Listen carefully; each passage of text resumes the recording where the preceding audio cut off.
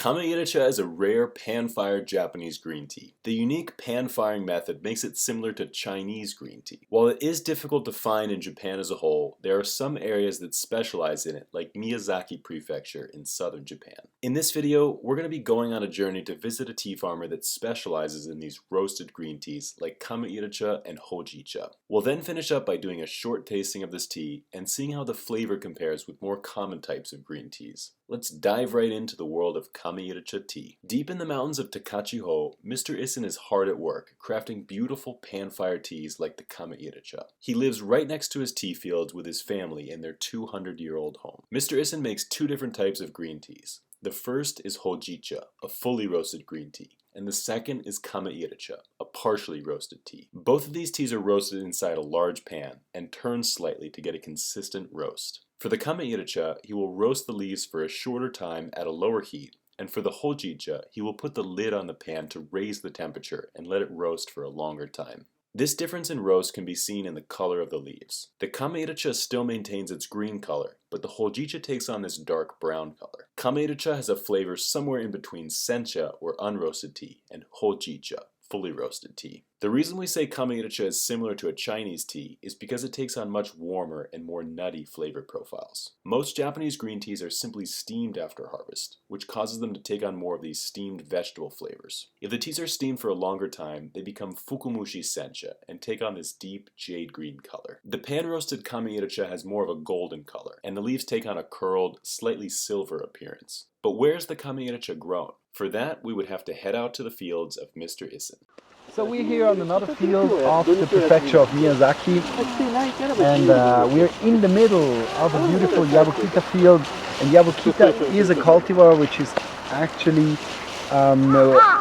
growing faster, so the sprouts are already out. So if you go down on the plant, here we can really see that some of them, they're pretty showing up beautifully, and all the sprouts here, they're also already quite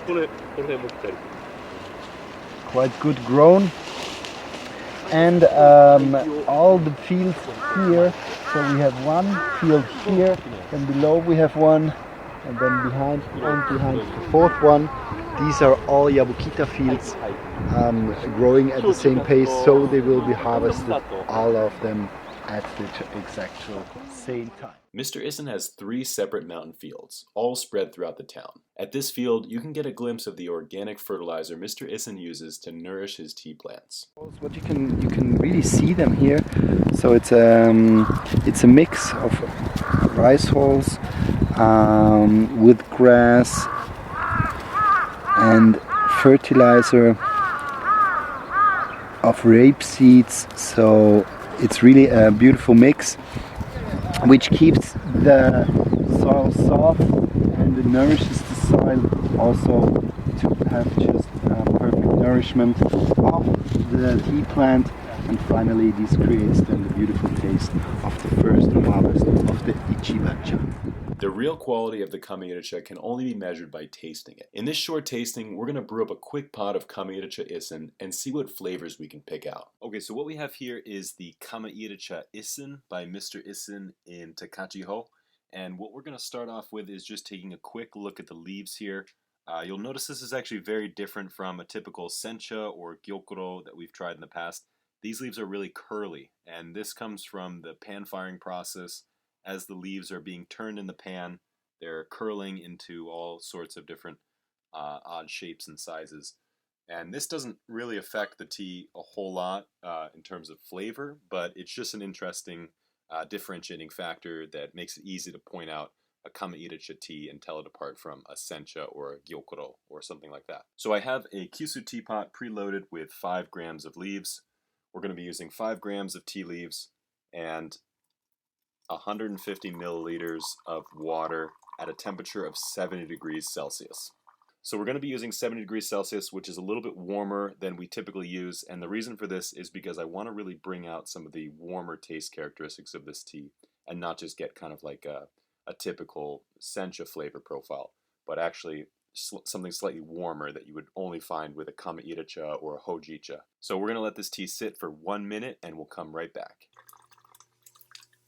So just looking at the color of the tea here, it's got this really nice golden yellow color. It's really not drifting into this green direction that you would see with a Fukumushi sencha or a normal sencha even.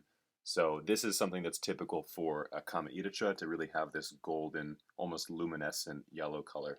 So let's go ahead and have a taste. Already you can really feel the warmth from this tea, so it's definitely somewhere in between a sencha or unroasted tea and a hojicha or fully roasted tea. But there is some of this kind of seaweedy flavor to it.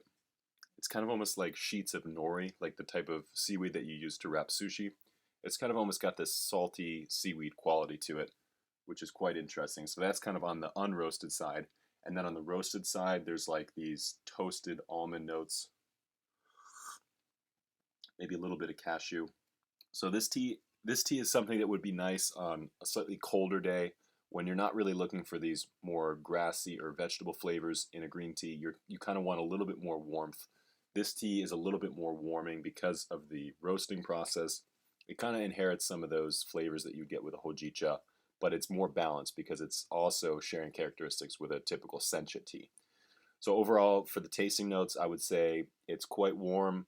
It's got some toasted almonds. It's got some cashew notes. But then on the vegetal side, it's got this kind of salted nori seaweed flavor and just a little bit of this kind of floral astringency in the finish. So thank you so much for tuning into this tasting. If you want to try the Kamairicha, you can pick it up on our website, neoteas.com. And we also have another tea from Mr. Issin, which is the cookie hojicha. So this is a dark roasted stem tea that I think you're really going to like. And if you have any questions about Kamairicha or green tea in general, please feel free to leave those in the comments below. And until then, we'll see you next time.